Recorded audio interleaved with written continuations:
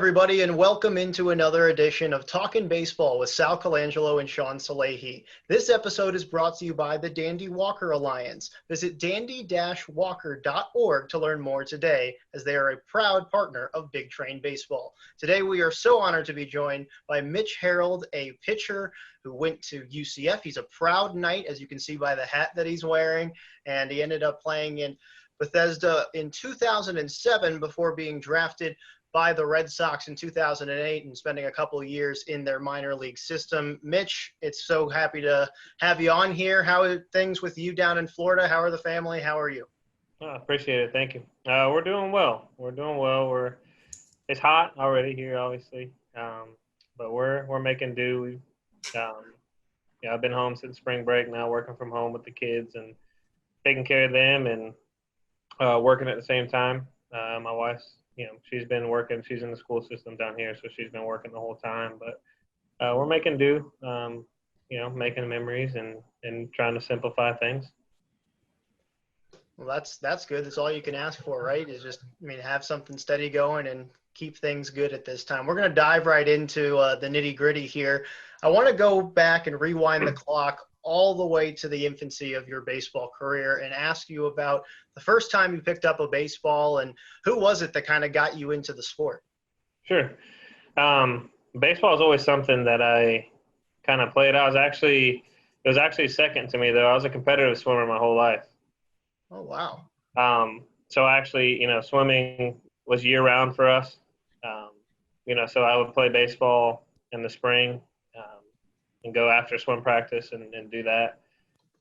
And then I had a coach who, I was left-handed. My uncle was pretty good back in his day as a multi-sport athlete. But my oldest brother, who since passed away, he was the one that kind of really saw something. And he was 13 years older than I was. So I always tell people now, coaching kids, I just happened to be dumb enough to listen and really just go after, and believe what he said. Well, funny enough, did you actually know that Sal was also a two-sport athlete in his own right, football and baseball? And fun fact for a lot of people who actually aren't aware, and I'm going to put Sal on the spot here, He owns the third longest field goal in Virginia high school playoff history. Booted one from 44 yards. So Sal's got his name in the record book. I know I'm putting him on the spot there, but Sal and Mitch, then this is perfect way to kind of dive into the next question.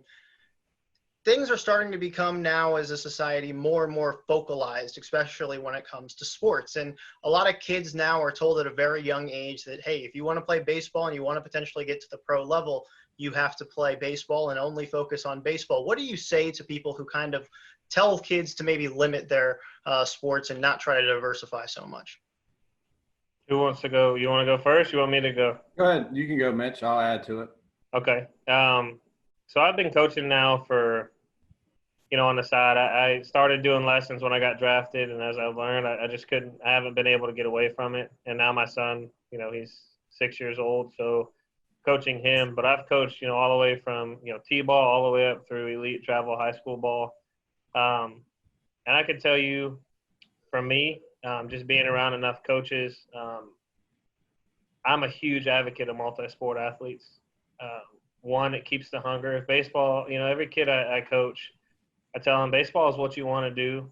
That's great, and I want you to do that. But taking the fall off to play football or something, if you really want to, it's going to develop the hunger in you to want to get back after it. The second thing I tell them as well is, what I'm going to end up doing down here is I want you to play multiple sports. So as I run travel teams, if we're playing in the fall, I think kids play too much baseball at a young age right now. And, I always tell them, you're playing more games than I got paid to play in a year, and that's a problem. They don't have any time off. They don't condition. They don't understand what goes in on the backside of it between, weight training and the proper rest. And I told them, if you, I always look at, if we're trying to get to the pro level, which is where we all want to be, why don't we start mimicking some of the stuff that they do? and it goes all the way down to, when I would play, I would finish in September, come home, and I literally wouldn't pick up a baseball till December, getting ready for the final. And it's like, okay, well, if these guys are taking the rest, why aren't kids doing that? One, and two, they don't practice much anymore. Like they play all these tournaments, and you can go play a tournament. You'll play Saturday, you play 2 games, and then there was times when I would coach on Sunday. I would leave at 5 a.m. on a Sunday and get home at 8 at night after playing 4 games for 8 and 9-year-olds. I'm like, all right, we got to change how we do things. I can go hit you 100 ground balls in 2 hours, and you might go to one of these tournaments and get 6 of them the whole weekend. So tell me how you're going to get, how are you going to get more, better at what you're doing there. So I'm an advocate of multi-sport athletes. I think these kids can love the sport. That's fine. That could be your main thing.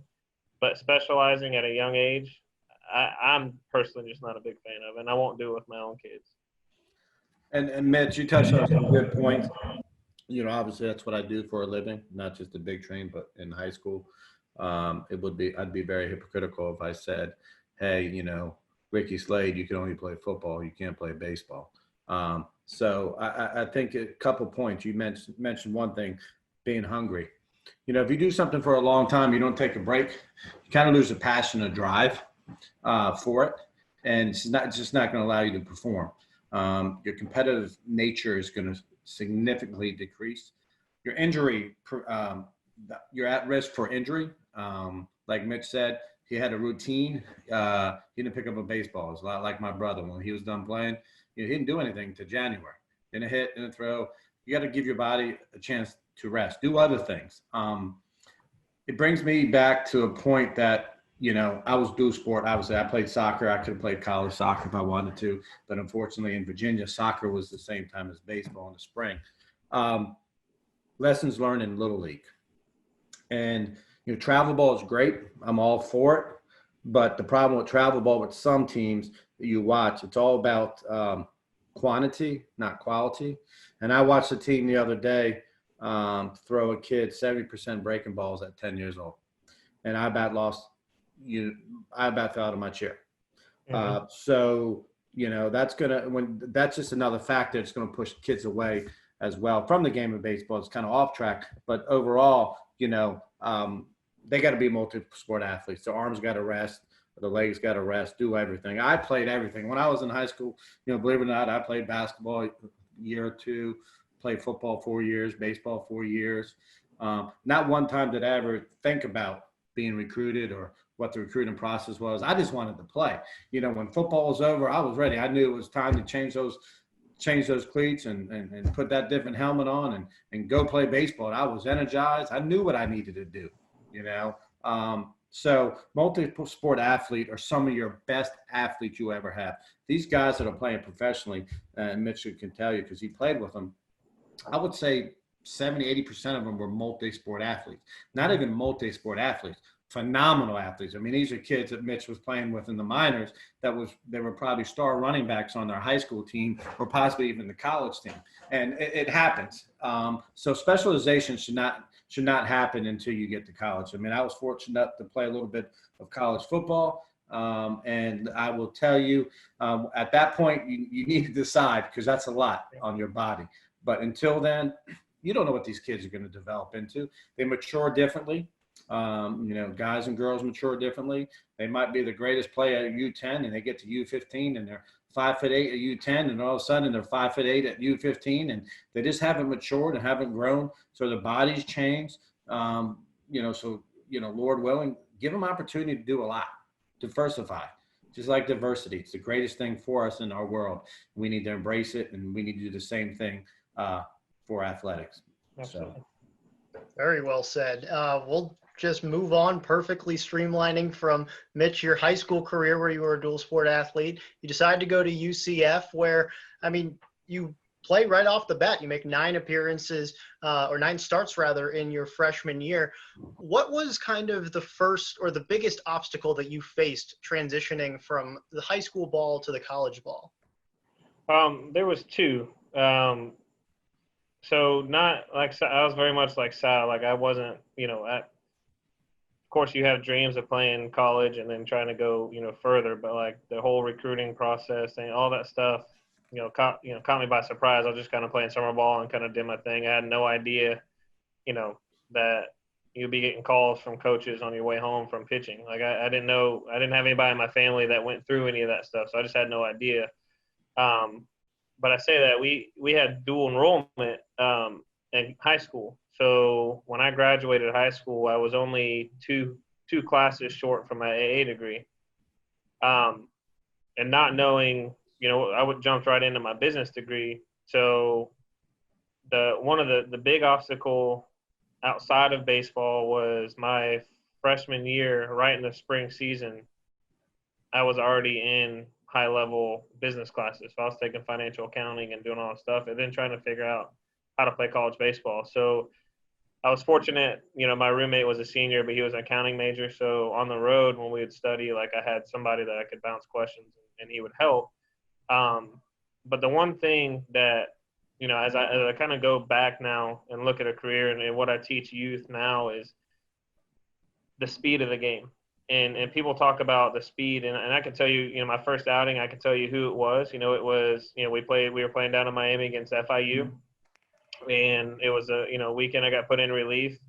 Quickest 2 innings ever in my life. I don't even know what happened. I still don't know what happened in the innings. Like, and that's what I mean by the speed. You get done, like, I don't even know how you survive, and you get out, and you're like, what just happened? And it's because it's the mental speed. It's not even, the players are faster, they throw harder, they run faster, they hit harder, that kind of stuff. But it's the mental speed of, how quick things develop and happen that was the biggest obstacle, to get used to, going there that I had no idea. Wow. Yeah, no, that's incredibly insightful. And I can't even imagine trying to, juggle the kind of academics that you had to deal with in addition to, like you said, just getting your feet wet in the college game. Sal, Mitch had a pretty good freshman year, ends up having an even better sophomore year. And that's the spring before he ends up coming up to Bethesda. What really put him on to you as a pitcher coming into that summer? And what were you most excited about getting out of him? Well, Coach Wallace always sent me good players, whether he's at Central Florida. He's one of the greatest assistant coaches, up-and-coming coaches in the country. And Rich and I talk all the time. I mean, it's like weekly. He's at Notre Dame now. But Rich called me. When Rich calls me, it's kind of like EF Hutton. You listen. Rich played for me in 2000. We had a great time. He's one of my brother's best friends. And when he calls me, he knows first thing I'm going to ask him, are they good kids? Are they going to do the right things? Are they going to respect your university? Are they going to respect what we do? He goes, I don't even need to ask that because we're already past that question. And then he tells me he's going to be a great summer guy. He's going to be 89, 91 with a good breaking ball. It's a guy you want. It's going to be a draft guy. I think he's going to fit very well. That's all I have to say. Great, perfect. Let's sign him and let's be done. That was kind of like Chris Duffy was the same way. And he ended up being an All-American. And Mitch came in and was just lights out. I mean, his ball sunk so much in the run he had. I remember one game, I believe it was an early game, might have been a doubleheader, and Mitch was pitching. And Mitch, I think he threw like 95 fastballs. And do you remember that game? It was ground ball, strikeout, ground ball, strikeout. And it was just, ball was diving everywhere. It was toward the end of the season. It was hot as heck out. And that was Mitch. And everything that Rich said was Mitch. And to this day, I'm getting 4 guys coming next summer from Notre Dame. That's just what the type of player we get. So I was excited because I knew he would start for us. He would do very well for us. And if I remember correctly, Mitch, weren't you a late addition, like a spring signee with us, not a fall? I was. Yeah. I was. Something ended up happening with the Cape, something like that. I remember it was right at the last second. You guys I came up right up. I remember driving with my mom. She rode up with me, and we came right into, I want to say it was like the last exhibition game. I came right in to throw the last exhibition game before the season started. So it was first day that you were there. You were getting ready and getting out there. I literally came in and pitched that very first night in relief, I believe. Yeah.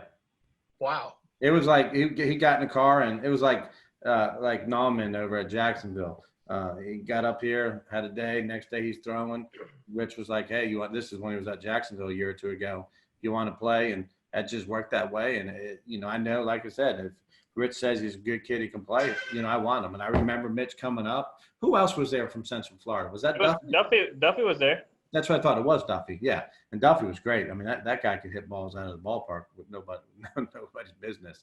I don't know what Duffy's doing now. I see him on Facebook everywhere. I know if he's promoting or doing something. He's back home. He's down here with us. Oh, he is. Okay. Good. But yeah, I mean, it was awesome. It was just a great fit, and it was awesome. Clearly, it was a good summer for you, Mitch. And you were top 5 in strikeouts in the Cal Ripken League, and you were part of a team that made it very deep in the playoffs. What was your favorite memory from that 2007 summer in Bethesda? That summer was kind of special as far as for me. That was a big growth. That was a huge growth summer for me, and I reflect back, and that summer literally kind of set the stage for, going into my junior year and out. And a lot of it had to do, like, I believe, Coach Wallace about, going to Bethesda. And it was the first place that I ever actually got away. It was the first summer I was ever gone. There was a lot of change. If you're going to go play pro ball, you're going to have to get used to traveling and all that stuff that I'd never had done before. Playing local AAU tournaments. Yeah, we would go to Georgia here and there, and Fort Myers, things like that. But it's not the same. This is my first time being away from home. But the way when I look back, the way that Sal runs his team, it was kind of like, hey, here you go. You're gonna start, you're gonna do your thing, but you got to figure it out.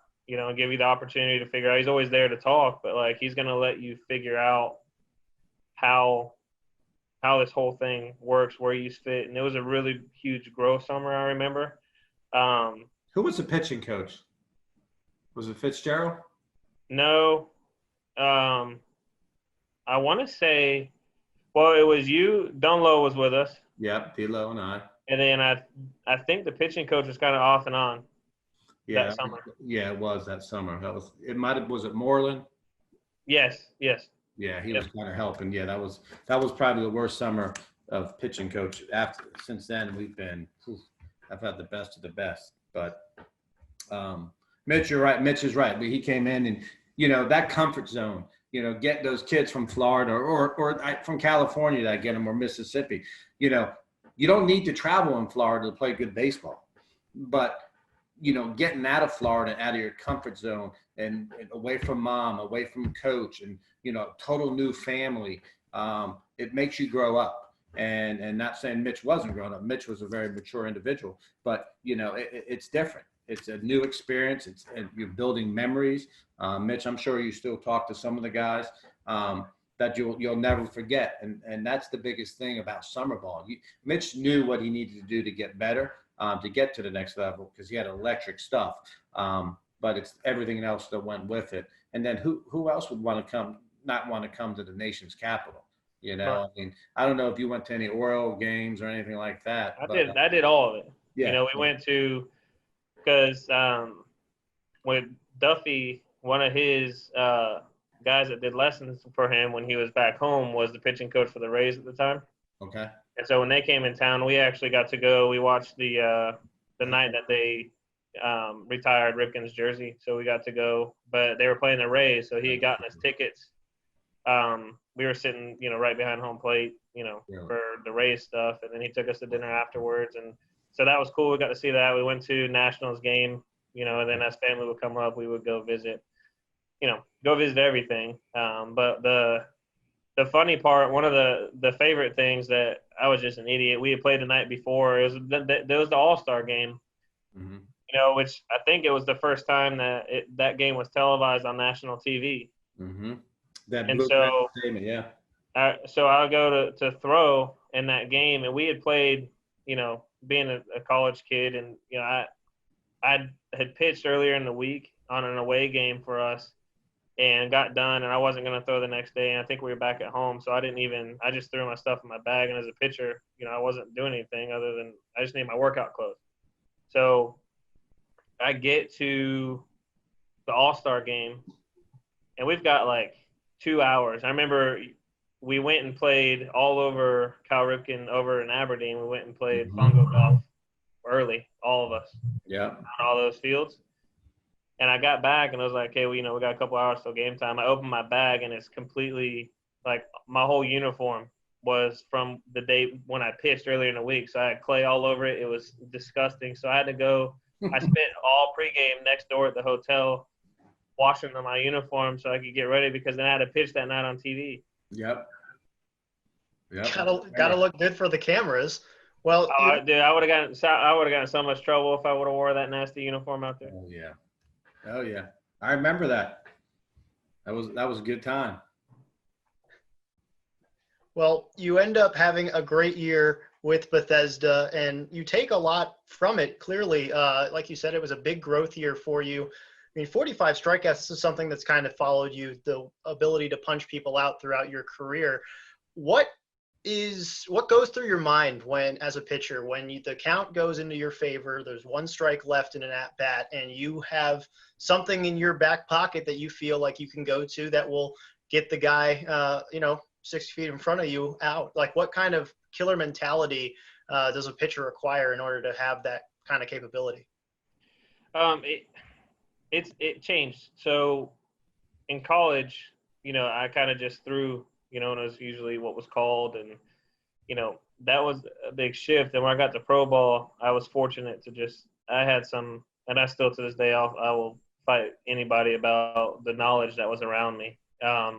And I just ate it up. So once I actually learned how to pitch, those counts became a lot more fun because then it became a whole different scenario. It became okay, I know if I execute this pitch, there's no way that you can touch this pitch. If I miss my spot, that's on me. But if I execute this pitch, I know it's the right pitch, and there's absolutely no way you can do anything with it. Yep. And that's just the kind of the mentality that you kind of develop, and with experience you start to learn, okay, well, one of my favorite things to do, like I said, it's out, I throw a lot of fastballs. One of my goals when I was in AA, and I accomplished it, I would try to go a whole outing with only throwing fastballs to see if I could do it. Mm-hmm. And so I remember, that outing we were playing against New Hampshire. It was a Blue Jays organization, and they had a pretty good team. There's some guys on there that were in the big leagues, but my stuff, for that night was just working. I think I threw 31 pitches, 29 strikes, all fastballs, and just moving in and out because, and I started learning, pitching inside. I love pitching inside because guys aren't used to seeing it and they don't like it. And that's my favorite pitch. If I can go, breaking ball, I used to love throwing curveballs and things like that. But if I'm going to strike you out, like I go for a complete just to humiliate you. Like I'd rather go a 1-2 inside fastball where you buckle your knees than a breaking ball that's nasty. Well, that's kind of the way that the sport's going now, right? I mean, you're seeing a lot more guys that are trying to just throw as close to 100 as possible rather than some of these more finesse, butterfly changeups or, curveballs that are diving in the zone. And I really find it amazing to hear that you went entire outings, or tried to sometimes at least, only throwing a fastball. Where did you develop that mentality, and where did you develop the confidence in that pitch to be able to do that? I just grew up, whoever taught me was two-seam. So I always threw two-seam fastballs, but naturally, it wasn't by a coach or by anything. Like, I guess I hit the ball really well. So always stayed behind my body. And then I threw, like a 3/4 arm slot. So my ball naturally, just ran. So I guess, you get feedback from hitters as you kind of go on. But like when I would throw a two-seam to a right-handed hitter inside, it, without me knowing it, because I'm just looking at a spot, but to them it like starts at their knee and would run back over. So they don't know, you have no idea, when you're pitching what your stuff's actually doing. You're just kind of going. So I just naturally just kind of had, I guess, hiding the ball. So like I'd always tell people, when I would hide the ball, like my fastball, even though it was 91, 92, because I hit it so much, the amount of time that they saw it out of my hands actually felt like, mid 90s, upper 90s to them, because they didn't have enough reaction time because they couldn't see. So that was kind of the advantage that, that I had for that. And the fastball part of it too is, like I feel like, as a hitter, hitting fastballs is what you're trained to do. And if I can beat you doing that, I'm going to continue to try to do that. Sal, you mentioned it. He did it all summer long. I was going to say, you mentioned All it summer earlier long. that was something that he did even with Big Train. Yep. Oh, I remember. How was this a common occurrence where it's just like, hey, dead red, throw down the one, and Mitch is going to go get it done? Or is it, what was there a game plan? No, Mitch knew what he needed to do. He would come in and spin a couple and work on some things, but Mitch knew his fastball, like you said, it was electric. He could spot it up. It ran in, out. It didn't matter. And then you put a wood bat in a college hitter's hands. And before we even had this conversation, I made the point that I remember the game. The sun was off. It was hot. And he was killing them that day. And he was throwing all fastballs. And it didn't matter. It was dipping right, dipping left. And it was fun to watch. Because you know what? Mitch learned from a young age, clearly from some good coaches, if you want to be a successful pitcher, you got to pitch inside. If you can't pitch inside, you can't pitch. And, I'm trying to tell those guys I'm coaching with this summer, they said, I'll throw 80 miles an hour. I can't pitch inside. Bull crap. Yes, you can. Right. You can pitch inside, and so Mitch is right. You learn to establish that fastball and that command, and that's your plate. When a pitcher's pitching, that's my plate. When a hitter's hitting, that's his plate. So Mitch wants to win that battle. Here you go. And if you hit it, the chances are you're going to ground out to the shortstop or the second baseman, and we're out. It was just filthy. When Mitch got in trouble is because it was moving so much. He had to get that feel. Where do I start this ball so it goes over for a strike? I totally remember that. So he was filthy. Was it that command of his fastball that was the first thing that kind of made you realize, like, hey, this guy can definitely make it at the next level, or was it a different? Oh, yeah. When Mitch came, I just listened to Rich. But when he came and he threw that first time, I just said, wow, he's going to be special.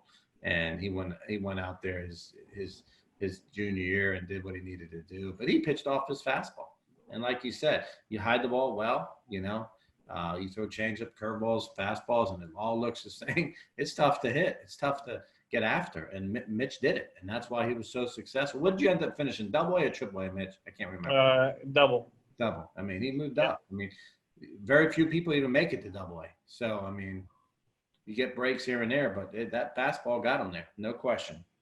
Well, you were drafted in the 16th round by the Boston Red Sox. I asked this question to everybody we have on that has been able to go through such an incredible process of being drafted. Where were you when you got the call, and what were the thoughts running through your head? We were back home, so it was summer. There was kind of some calls the day before because it was, 2-day draft at the time. So I think it was during the week. So, my dad had, I think my dad was home, but I was with my wife now. We were high school sweethearts, so we dated all the way through. So she was with me, but we were kind of just hanging out. I knew something was going to happen that day. I knew I was going to get drafted on the second day since, at the end of the first, nothing happened there. So we were just sitting, kind of waiting. And then I got the call from our area scout who, I'd already met with the Red Sox and, hey, we're going to take you in the next round. Are you going to go? Are you ready to sign or what? And so, at the time, with the junior, and I only had 2 classes left to graduate. With my degree, and I was like, and we had a whole new coaching staff coming in, and I didn't really want to start over as a senior, and this was my chance, if I'm gonna do it, let's just go for it. So we were sitting together and saw that come through. So. And it must be clearly a very special moment for you emotionally. Considering that this is, an achievement that very few baseball players ever get a chance to achieve. And you're living out your dream of getting a chance to go play professional baseball. Yeah, it's surreal. It's surreal for sure. And then it's like, oh crap, what am I getting into? After that, and then the whole new journey starts. And like I said, I'm not from a family who, if my son's fortunate enough, like there's experience that you can share through. I was the first one to pioneer through all that stuff, and there was just so much that, I got to go on and learn from there that was just, a whole new journey for sure. Well, you get to short season. It's a very quick turnaround. I mean, it's drafted Right. and bang. So you're getting thrown right back in the fire again. And there was an interesting story that I read about you, and I'd love for you to share your experience. You had an opportunity to play at Fenway Park, and it was one of the first really big outings for you coming out of the pen. And this was a back and forth game, and it ends up, you warm up in the ninth because the closer blows it and you come in extra innings. And I mean, what is the kind of feeling that you're getting as a player? Like, oh my goodness, I'm going to play at one of the most historic ballparks in baseball, and it's going to be under a really high pressure, intense situation. Yeah, so that game, the way that they do that, and I think the Red Sox still do it, they usually, I don't know if they change throughout, because I usually think it's short season, and sometimes it's double or triple A, and I do that futures at Fenway. So it's usually in a time where the Red Sox are out of town, and so we go and you play there. Well, I had pitched, usually it was like every third day, I would throw, and they kind of keep you on a routine and schedule that you develop. So I had pitched, and I wasn't supposed to pitch on that day, so like I'm just taking it in, and going through, sitting out in the bullpen, doing the whole thing. But for some reason, it was AAA that was playing with us that year. So we're watching, and it's kind of like, sparse. There's a few thousand people there, but it's such a big place. And then that ninth inning rolls around. Well, when they tied the game and they got the call for me to throw, I think it was the 10th and 11th, I think is actually what I threw that day. So I go and look, but the stadium, because a AAA game was supposed to be there, the stadium was sold out. So, it's 30,000 people in that place. And I had I'm running out. So I didn't know you warm up, whatever it is. And I open the bullpen to go, and I'm jogging in. I'm like, oh my gosh, like this place is full. And so, you get to the mound, you start warming up, you do your thing. And I didn't really understand.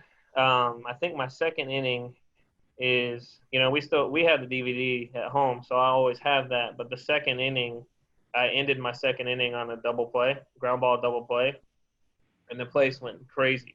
And so once I finally, that was the loudest I've ever heard for me being involved in. And then I went back to the dugout, and I think we either played one more inning or won it. But once I went back to the dugout and I wasn't throwing anymore and was done, then I could look around and kind of soak it in, like, wow, like this is pretty cool. It was crazy. That's awesome. I was going to say, Sal, I mean, you've coached players that have gotten a chance to go play at the big league level. And I mean, guys have a decision to make, or not really a decision. It's just whether it's in them or not to shine when the lights get their brightest. And I mean, how cool is it to you to see guys that you have coached have an opportunity to perform in big situations and they're able to execute on that opportunity? It's exciting just to follow them. I try to, with the big train and family and my daughter playing soccer, I try to follow as much as possible or get out to see them. I think one time Mitch was down in Potomac at Yep. Nats. I don't know if it was a Nats then or not at Yep. Single A, and Mitch came, and I think D'Lo and I went over there to see him. I think we talked the whole time. He was down the left field bench next to the tarp. There was no one in the bleachers, and I think we had a beer and we were talking. Mitch left us some tickets. So, I try to get those that come through the Carolina League and go see them, but it's really tough with work and summer ball. But I will tell you, I definitely weekly, and that's why I missed it this year. Weekly, I hit that minorleaguebaseball.com or majorleaguebaseball.com, and that's one of the things I do when I get to work at 6 a.m. in the morning is I kind of check on every single one that's playing. And Bill Hickman, who's our historian, keeps me abreast with, where everyone is and what's going on. So it's pretty cool to really be able to do that and to say, that you coach big leaguers, you coach minor leaguers. To me, it's all the same. You're coaching a professional, and you can learn from a guy in Double A or a guy that's in the big leagues. It's really awesome. Just to say I was able to coach him one summer is really, really cool. So it's exciting. It's exciting. Mitch was one of the first few that I had that started playing pro ball since I took over in '05, yeah, with the big train. So Mitch was one of those few groups that did so. And I think '07 was Luke Atkins on the team, Mitchie? I don't, I think he remember. was '06, and then he came back in '08. But it was a great team. We had a good time, and it was awesome. But it's good to watch it, where you turn on the TV and go, oh, man, look at that. There's so-and-so, so it's cool. Cody Allen, that, went to Central Florida, kind of lost touch with Cody over the last year or two. He's kind of been all over the place. But another great guy, awesome guy that Rich sent to us and said, hey, just so you know, he can pitch. He's going to be next to you. He's going to talk you to death. He's going to ask you a million questions, but you're going to love him. Yeah. Sure enough, that was Cody and Coach Sizemore and I. I took Cody to after his Tommy John year, we took Cody to Puerto Rico to pitch. He threw five innings, punched out every single guy at the plate, and you just knew he was going to be special. And Cody's a great guy. He sent me a nice jersey one day saying, thank you, Coach. That's this type of guy. That's why Cody's been around a while, and I wish him nothing but luck. He has a family now, and he's busy, so I really haven't reached out like I should.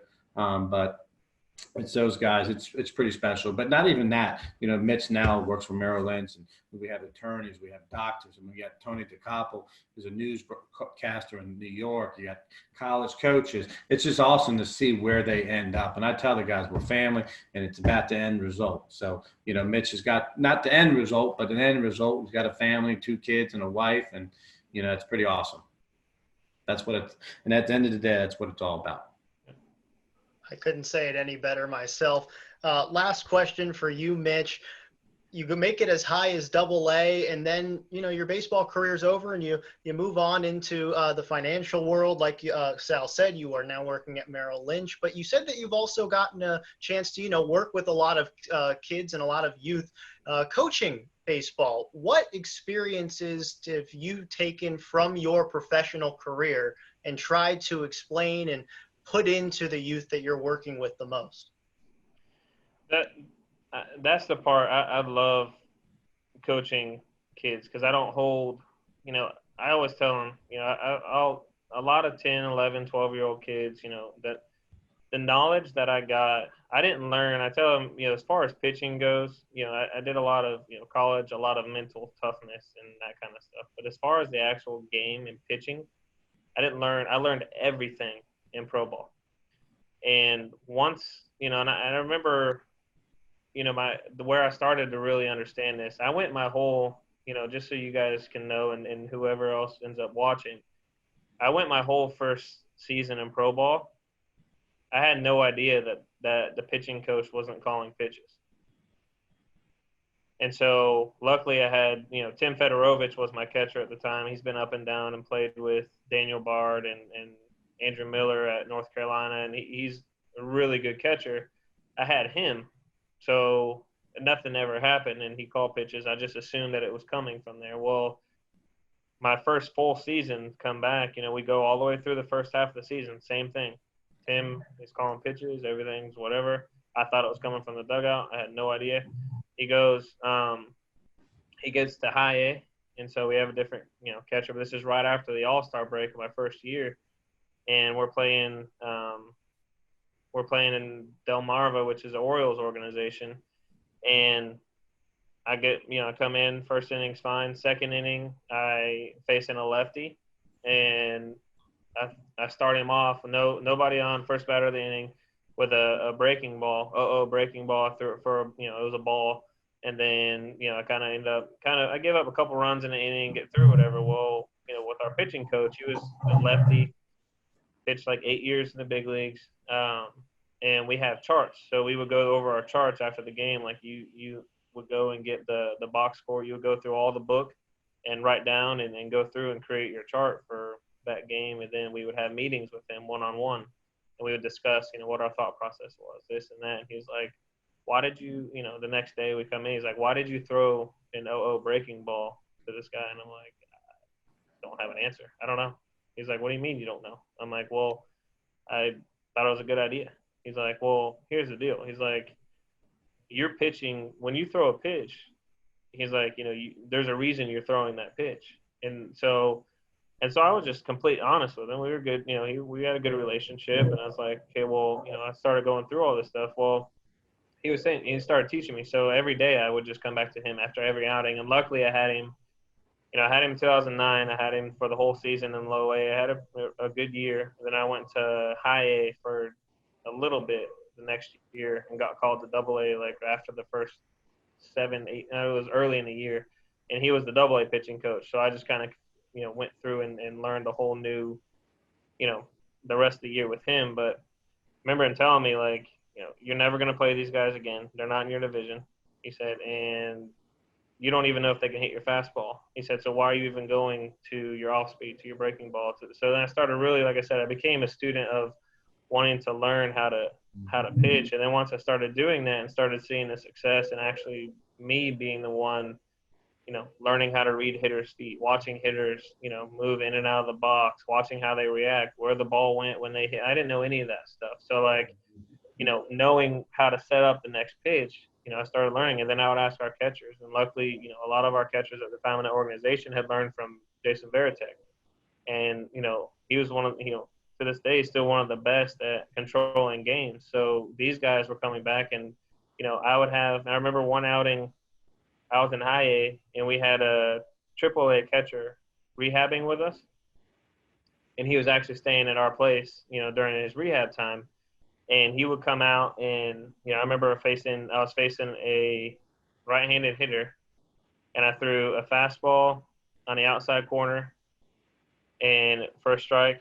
I threw another fastball on the outside corner for a strike, and it was 0-2, and he threw the same pitch. And he was taking forever in between pitches. I'm like, so I'm on the mound, like in a rhythm, like trying to go, and he's taking forever. So he put it down again. I shook him off. He put it down literally for like 5 times.